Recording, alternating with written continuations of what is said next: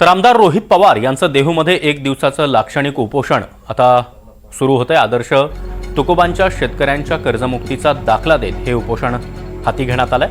आमदार रोहित पवार यांनी देहूमध्ये एक दिवसाचं लाक्षणिक उपोषण आता सुरू केलेलं आहे। अधिक माहिती देण्यासाठी आमचे प्रतिनिधी सूरज कसबे सध्या आपल्यासोबत आहेत। सूरज, शेतकरी कर्जमाफी त्याचबरोबर शेतकऱ्यांसंबंधित इतरही मागण्यांसाठी आता हे उपोषण हाती घेण्यात आलंय। स्वतः रोहित पवार एक दिवसीय लाक्षणिक उपोषण करतायत। जर आपण पाहिले तर शेतकऱ्यांचे सरसकट कर्जमाफी व्हावी यासाठी शरद पवार गटाचे आमदार रोहित पवार आणि हरिभक्त पारायण दत्ता महाराज दोन्ही आज देहू नगरीमध्ये जगद्गुरु संत तुकाराम महाराज यांचे जे मुख्य प्रवेशद्वार कमान आहे त्या ठिकाणी एक दिवसाचं लाक्षणिक उपोषण करतात।